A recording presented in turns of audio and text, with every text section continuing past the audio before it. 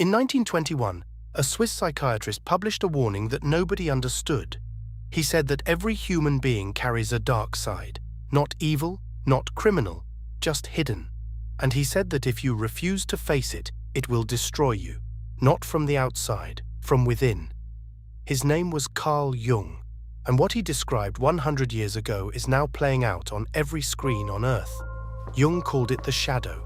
It is the part of you that you refuse to acknowledge, the jealousy you deny, the anger you suppress, the ambition you pretend you do not have. Everyone has one, and the less you look at it, the more powerful it becomes. Jung did not invent this idea from theory. He discovered it in his patients. Respectable men who suddenly erupted in rage, gentle women consumed by bitterness they could not explain. Over and over the pattern was the same. The thing they refused to see in themselves was the thing that controlled them. He wrote, "Everyone carries a shadow, and the less it is embodied in the individual's conscious life, the blacker and denser it is." That sentence, written in 1938, describes the internet in 2026 better than any tech journalist ever has. Here is where it gets dangerous. When you cannot face your own shadow, Jung said, you project it onto other people. The anger you refuse to own becomes anger at someone else. The insecurity you will not admit becomes contempt for those who remind you of it. You do not see them as they are. You see them as a screen onto which you throw everything you hate about yourself. Jung watched this happen in individuals, but he also watched it happen to entire nations. In the 1930s, he saw Germany project its collective shadow onto the Jewish people. A whole country, humiliated after the First World War, unable to face its own failure, found someone else to blame. Jung warned that this was not unique to Germany. He said it was a human pattern. Any group, anywhere, at any time could do the same thing, if they refused to look inward. He was right. Rwanda, Cambodia, the Cultural Revolution. Every genocide in history follows the same psychological blueprint. A group that cannot face its own darkness finds a target and destroys it instead. Now imagine a machine designed, not accidentally but deliberately, to find your shadow and feed it back to you. That is social media. Every platform is built on engagement, and nothing engages like outrage. The algorithms do not care whether you are right or wrong, happy or furious. They care whether you stay, and the fastest way to keep you on the screen is to activate the part of you that reacts without thinking, the part Jung called the shadow. You scroll past a post that makes you angry, you feel righteous, you type a response, you feel powerful, you share it, you feel validated, and none of it, not one moment, required you to examine whether your reaction was about the other person or about you. Jung would have recognized it immediately. Projection at industrial scale.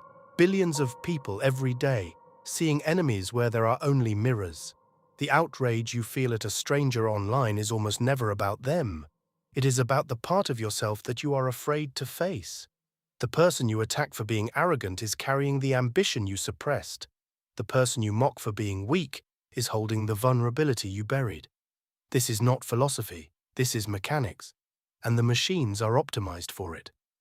Jung feared one thing above all else, the mass, not masses of people, the psychological state of being absorbed into a group until you lose yourself entirely.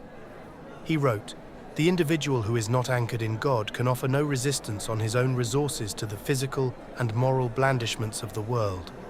Replace God with self-knowledge, and the warning is identical.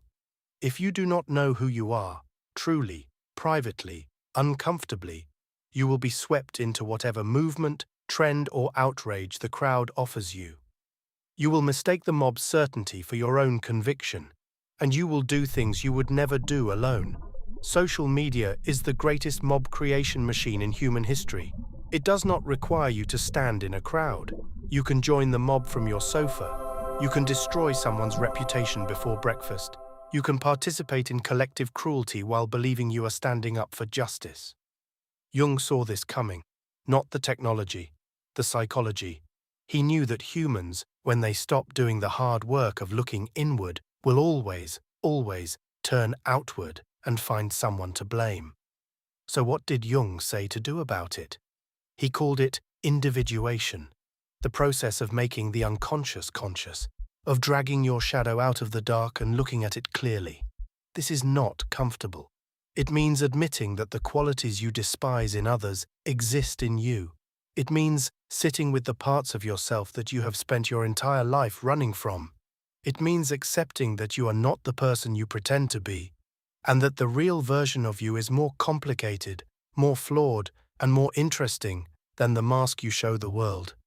Jung said this was the most important work a human being could do, not for moral reasons, for survival. Because a person who does not know their own shadow will be controlled by it, and a society full of people who refuse to look inward will tear itself apart. We are now 100 years past Jung's original warning, and everything he predicted has come true, not through ideology or warfare, but through technology. We carry the shadow in our pockets. We feed it every time we scroll. We project it onto strangers we have never met, and we have built machines that reward us for doing so.